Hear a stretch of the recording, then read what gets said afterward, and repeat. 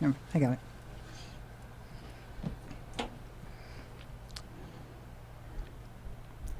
Thanks so much for joining us today on Connect and Collaborate, where we come together each day to introduce you to our network of business and community leaders and discuss important issues that impact business throughout the region and in Colorado. I'm Tammy Schmidt, your on-air producer, and today we're joined by the CBCA. Deborah Jordy, the executive director of CBCA, is here, along with Meredith Badler, program manager.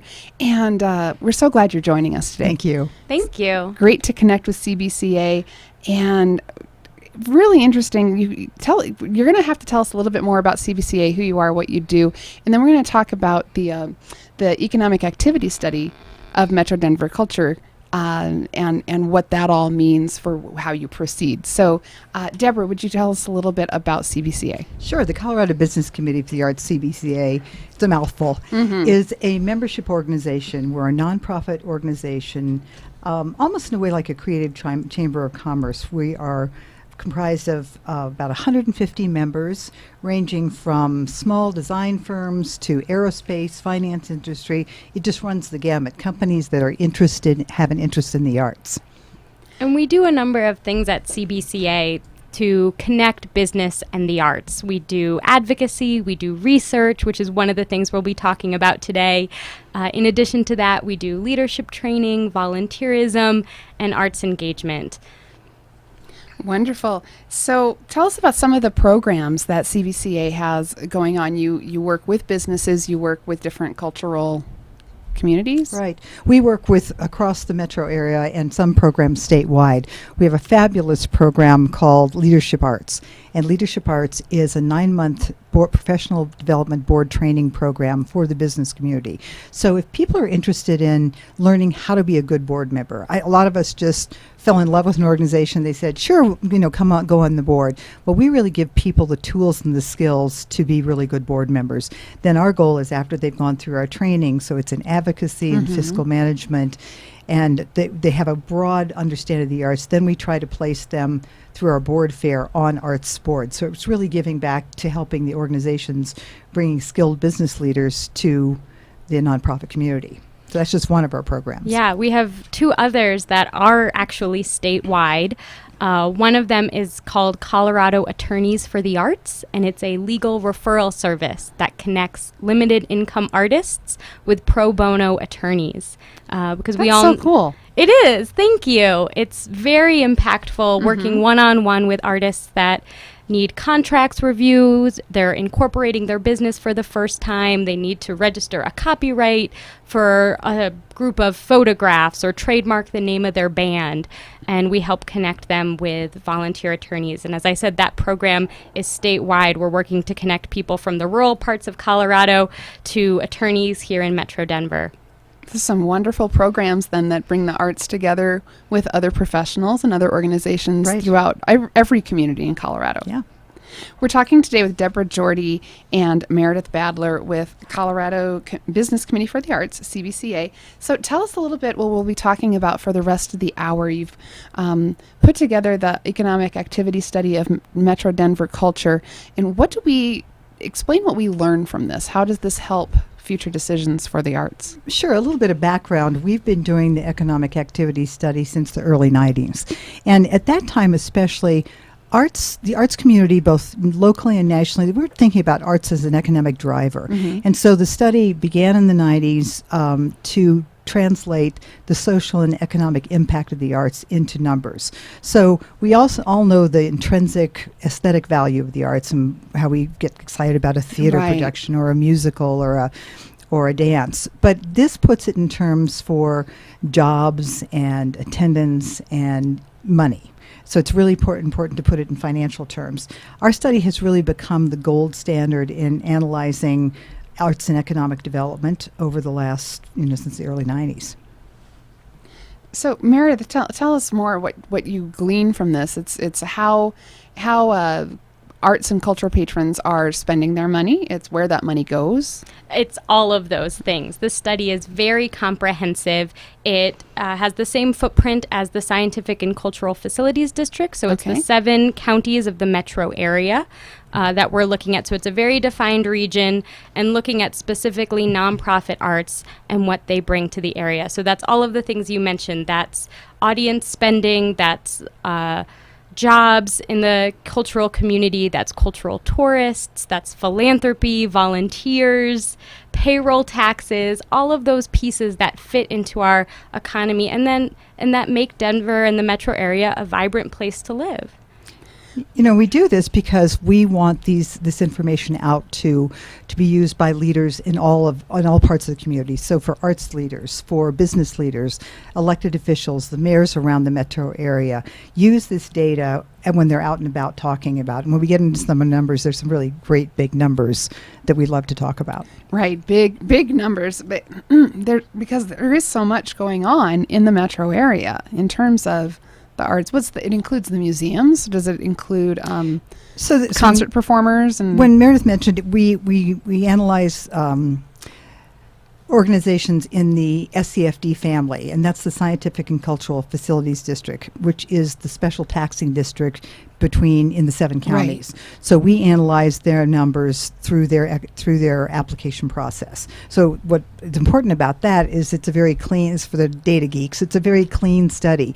We have 100% return rate on the information. So year over year when we do this, we've got really, really good data to benchmark and compare to.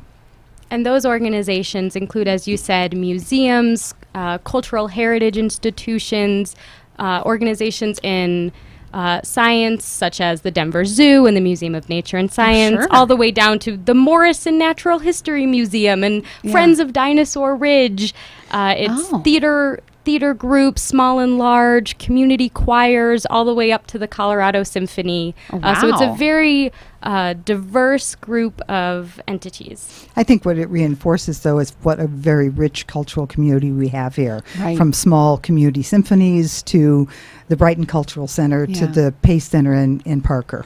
And you mentioned cultural tourism, which means, we have so many great activities here in the metro area that draws a lot of people in to visit. And I keep hitting the microphone. I'm sorry about that. So we're going to be back with more with the CBCA. It's Colorado's Business Committee for the Arts.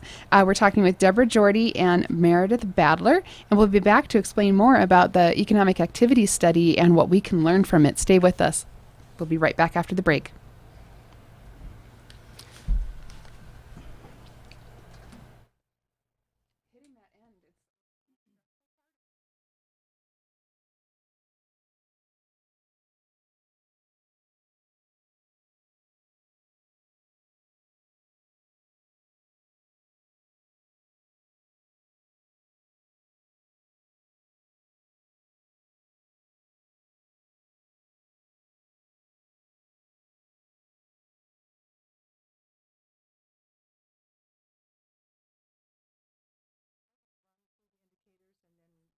Into impact or into activity and impact, sure.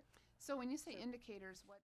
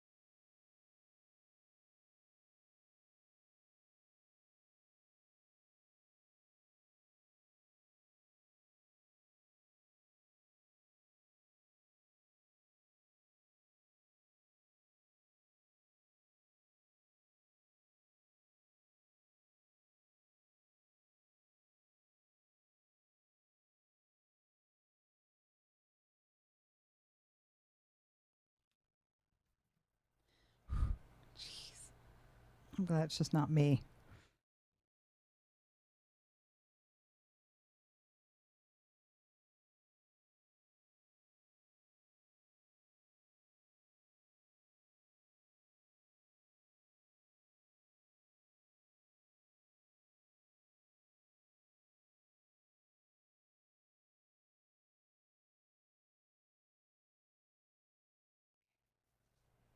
Okay, thank you. Thank you.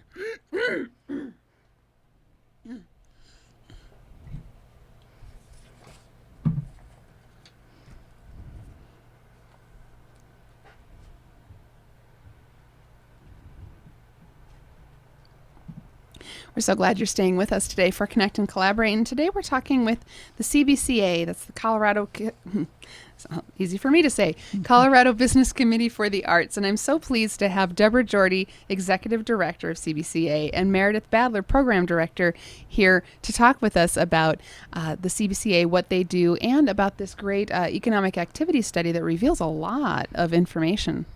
There's a lot of data. Yeah, a lot of data. Yeah, how do you go through all this? It seems so interesting to have so much data for something so arts oriented. Well, we really Culture. look at a set of key indicators. So we look at economic activity, economic impact, jobs, attendance across the board, philanthropy, so giving at all kinds of levels that we'll discuss a little bit later, and then outreach to children and to adults. So those are the key findings that we continue to look at year over year. Now, why do you find it important to look at all of those numbers when you say, yes, you're addressing getting programs to children and to adults? How important is that? I think it's important because when in a few minutes when we tell you our numbers, there's staggering numbers of people that attend performances, go to classes, have a run out from a theater group or Opera Colorado going out to a school. And again, it's the importance of how these numbers translate into experiences and how important it is for people to understand that we have a very rich arts community with a lot of participation. Really, as I'm thinking about that, because, for example, we went to a number of concerts at Hudson Gardens this summer that I hadn't really done before. And just to have all those opportunities with, just to listen to music and a lot of the music from, many years ago, a lot of those groups, it's really fun. But what you probably don't realize and what this study helps illuminate is the economic activity that you yourself helped spur, because you had to drive to that venue, you had to buy a ticket, you probably told someone about it who maybe told someone else and maybe brought some out-of-town guests and they had to drive there, and it has a big impact, or as we sort of call it, the ripple effect that people participate in without even realizing it. And so by producing this study, we get to put that into numbers in aggregate. And the citizens of Metro Denver get to realize the impact that they have by participating in the arts, which is huge. Yeah. So tell us more.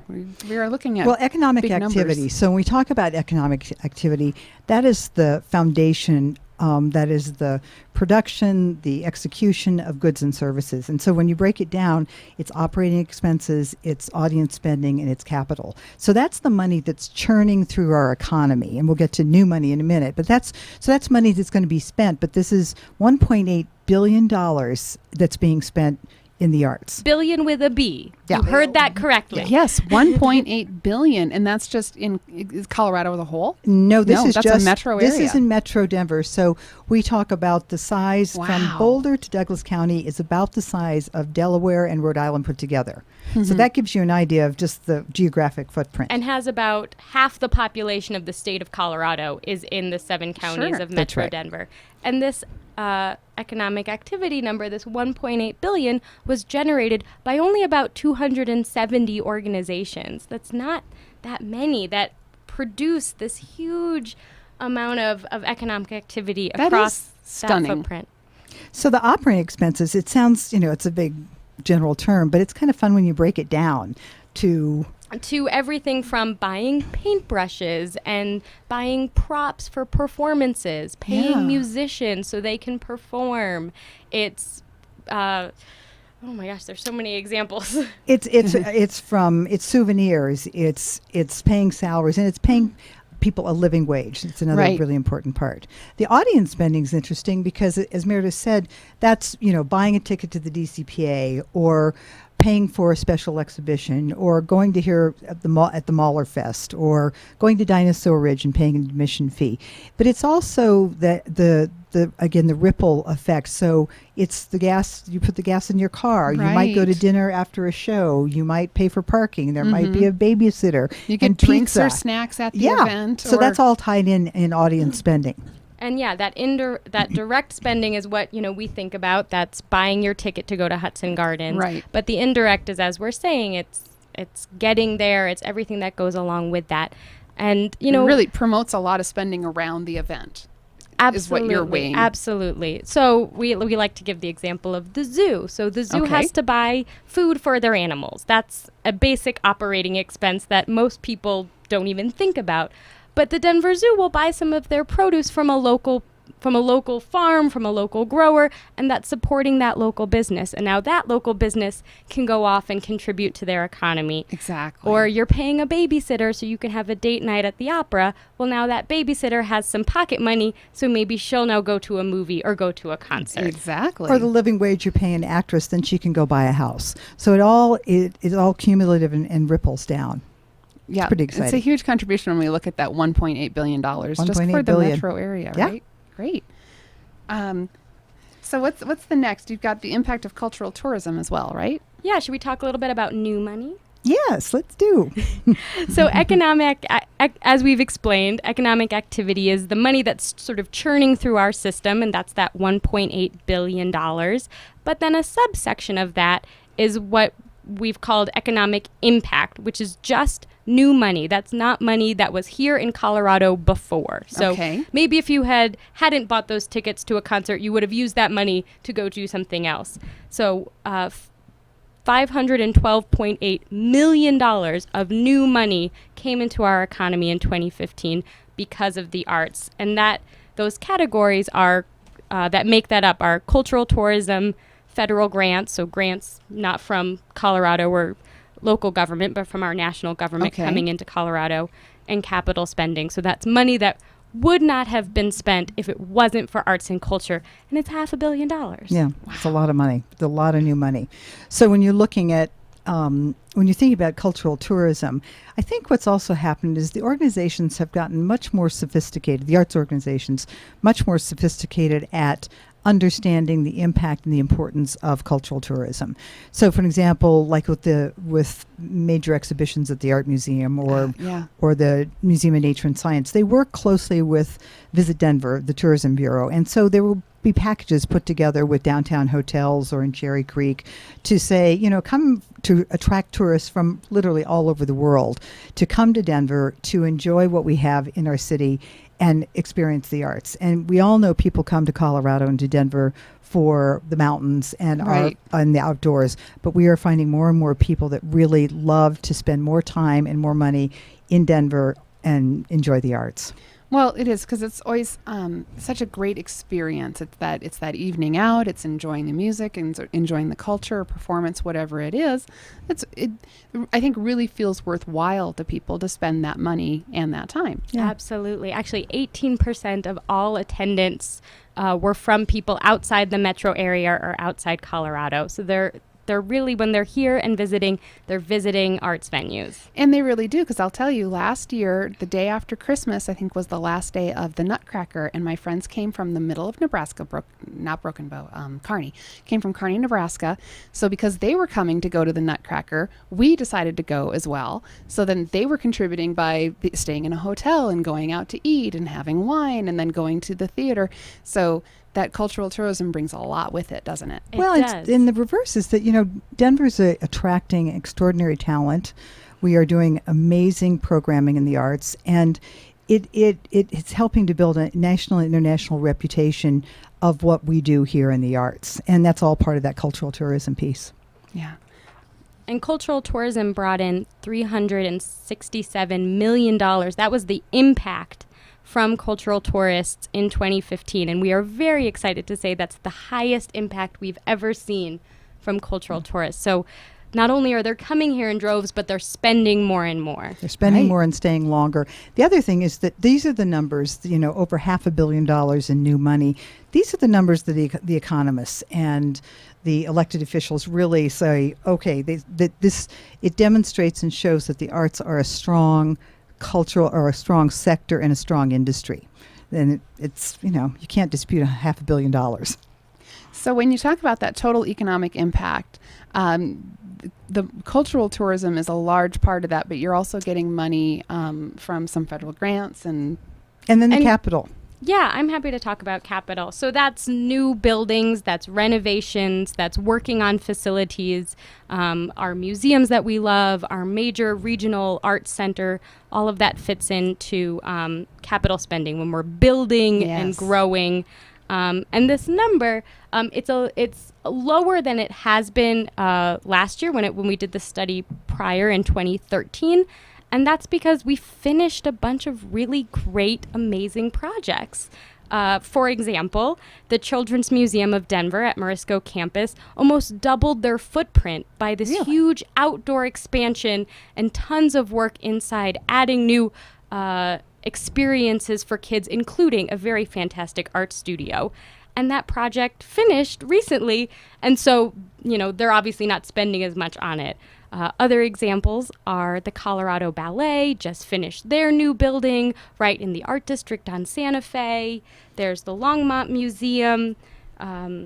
Denver Botanic Gardens just had a huge number of renovations, as well as the new Science Pyramid. So there's been tons and tons of spending in this category over the past few years. And now that those projects are done, they can start serving more people. And again, that's so important because that's hiring painters and electricians. right, And it's work for everybody. And it could be the burrito cart that shows up in the morning Yeah. to feed the construction workers. So it's all part of new money coming into the area. It does. It all branches out and reaches a number of people, doesn't it? We're talking today with CBCA, the Colorado Business Committee for the Arts, and Deborah Jordy is here. She's the executive director. Meredith Badler is the program manager, and we're so happy to have you here. Thank you. We're discussing the got to get the right words, the economic activity study of the Metro Denver culture, and we have much more to discuss when we come back after this break. Stay with us. You're listening to Connect and Collaborate, the voice of the Colorado Business Roundtable.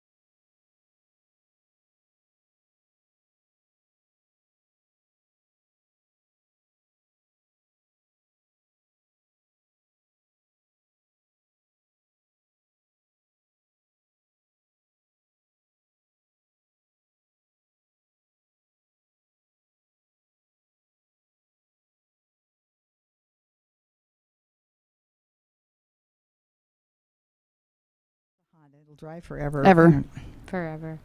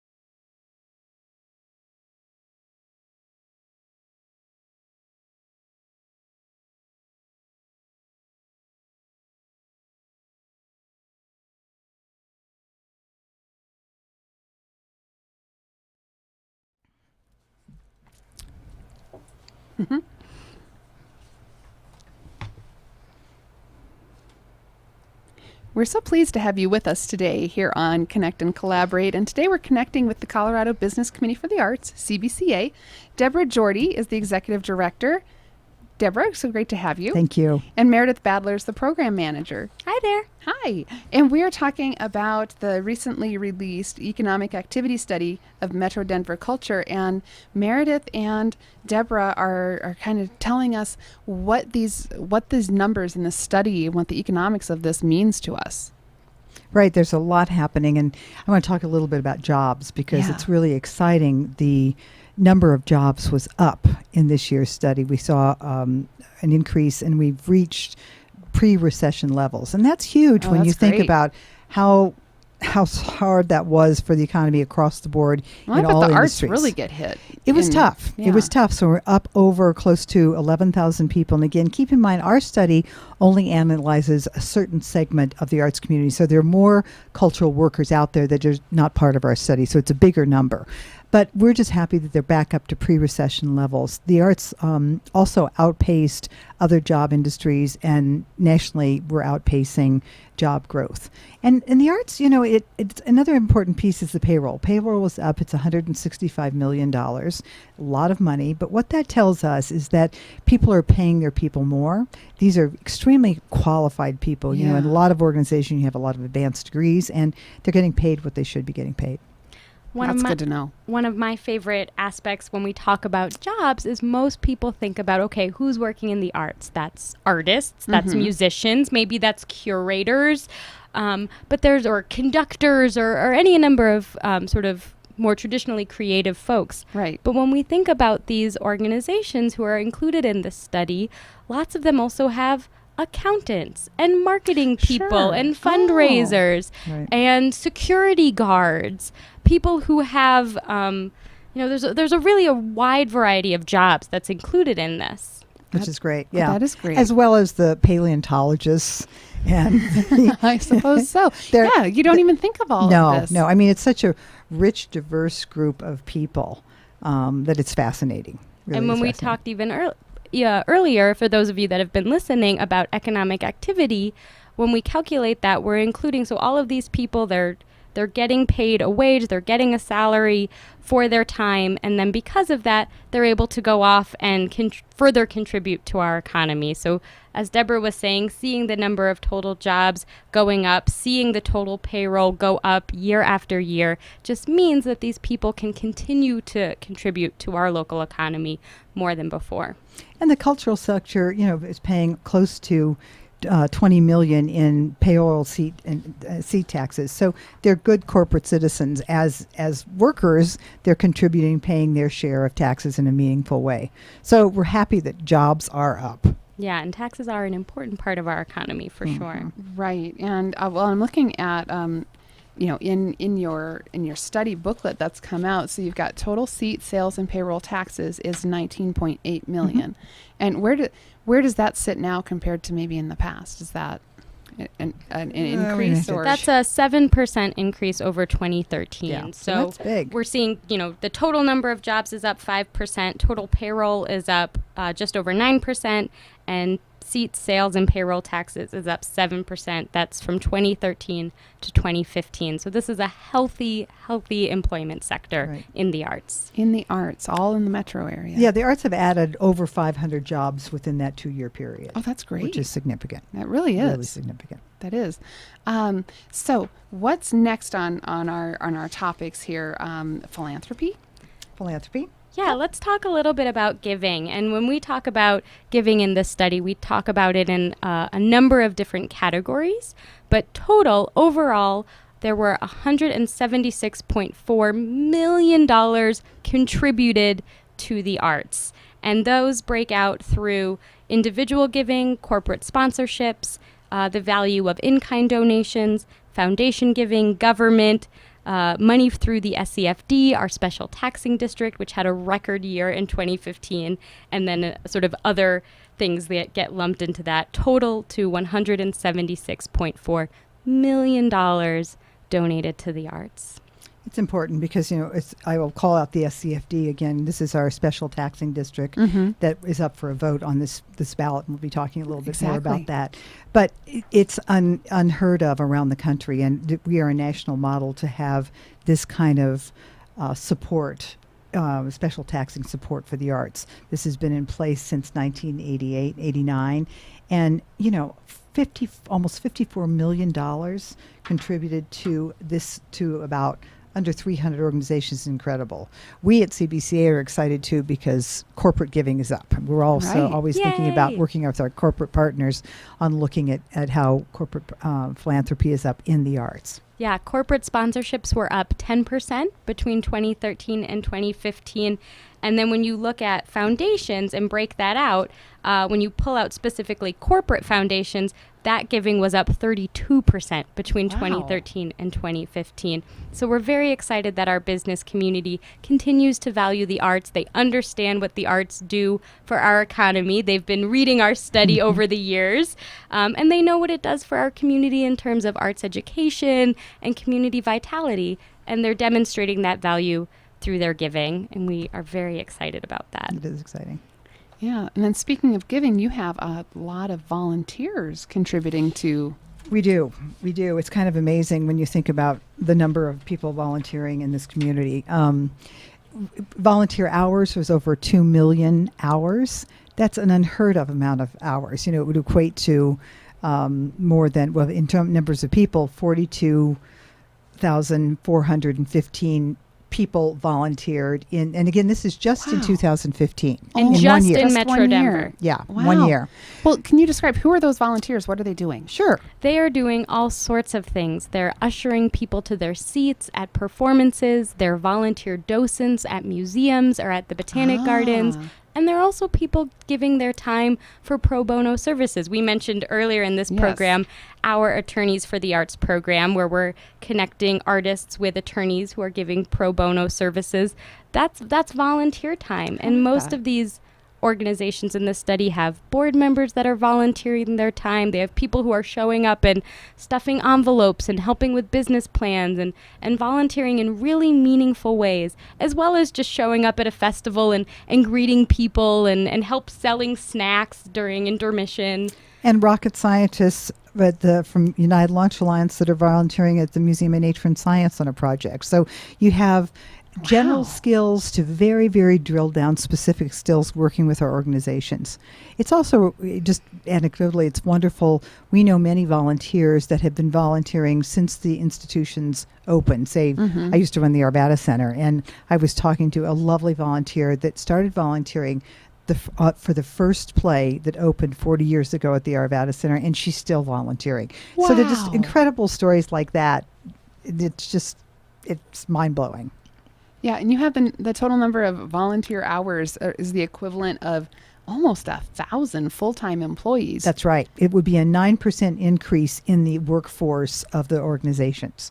So that's a significant amount of time, money, and talent going to these organizations. Mhm. Yeah, that time actually equals $52.7 million in donated time. There's a national organization that calculates by state what the value of a volunteer hour is. And Oh. if you take that 2 million plus hours that we saw in 2015 and convert that into the state's hourly wage for volunteer hours, almost $53 million in donated time. Yeah, we have an extraordinarily generous community in terms of civic engagement and giving back to the community. Really Yeah. do. Colorado actually ranks 15th in the nation for volunteerism Yeah. as a state. Volunteerism, and that's not just for the arts, but Overall. obviously shows up in the Overall. arts Right. all over the place Right. here with almost a 1,000 full-time employees Right. hours. Well, and that's interesting to me because you mentioned also I think in the last segment or earlier in this segment that there were like 500 additional jobs created. That's right. Through, That's through right. that. So that's a lot of people with That's their a lot hands. of people. But you know, making this things is work. a thriving industry. It takes time It does. and a lot of talent to run these organizations at the level that they operate. Today we're connecting with the CBCA, Colorado's Business Committee for the Arts, and we're talking with Deborah Jordy and Meredith Badler. We'll be back with more here on Connect and Collaborate on the Voice of the Colorado Business Roundtable. Stay with us.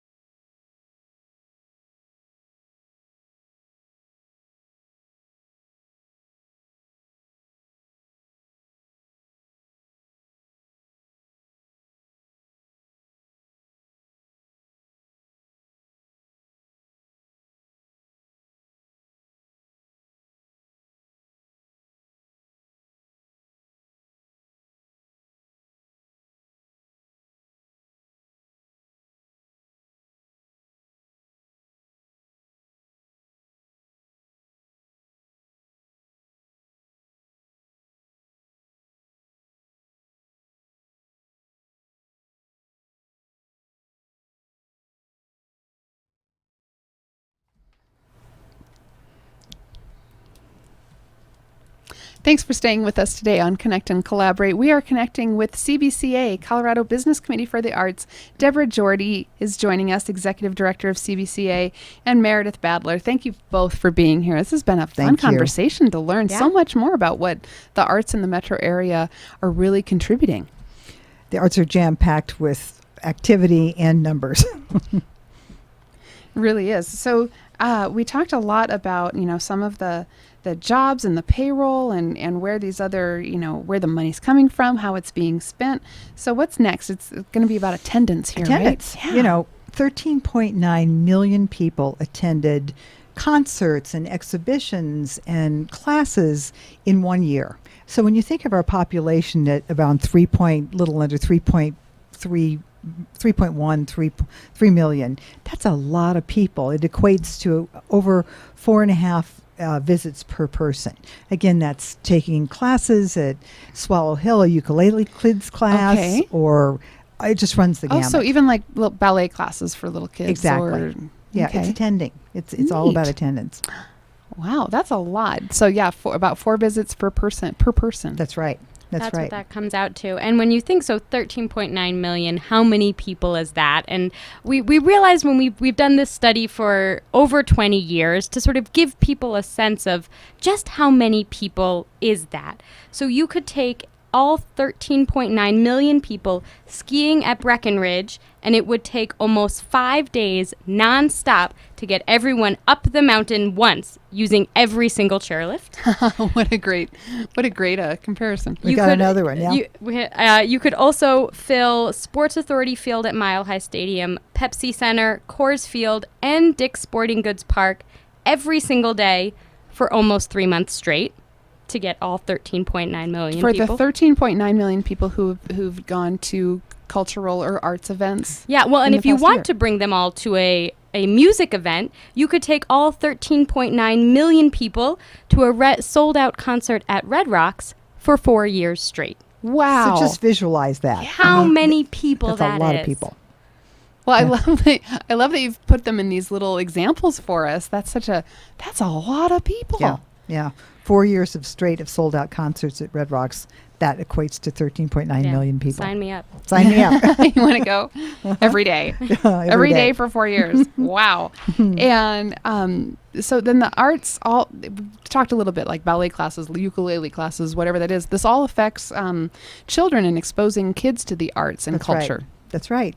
So if you think about it, it's amazing to think about the people attending. So when you think of our school population, it's not near that. So it's 7.5 or 7.7 visits per child. And so this could be everything from going to the DCPA to a performance or a run out of Central City Opera at a school. So it's both in the schools and in the arts venues.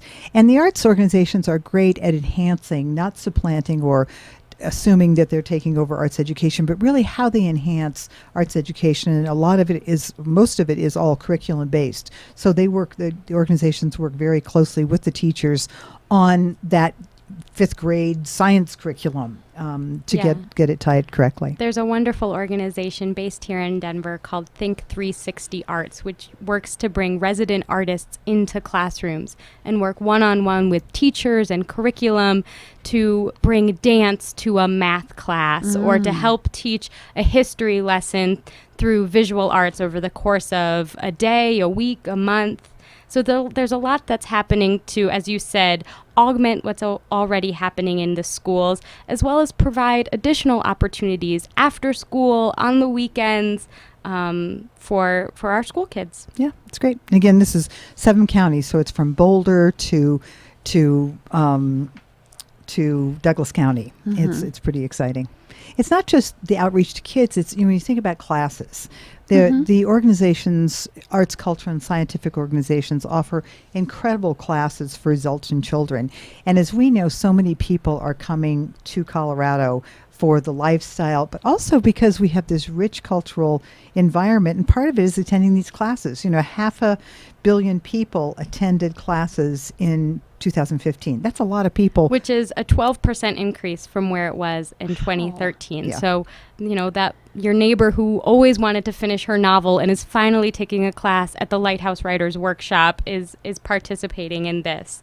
Or taking classes at the Art Students League of Denver, Third Law Dance. There's so many ways that if you want to engage in the arts, if you want to learn something new, if you want to continue your clarinet lessons from elementary school, that these organizations are here to help you have that creative outlet. Yeah. And to continue to encourage our children to be educated in the arts and to have those creative outlets.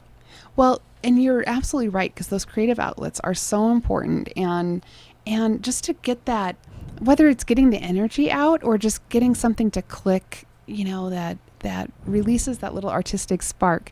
I got to see a friend's daughter perform a part in a play. They revamped The Lion King. It's great. Right.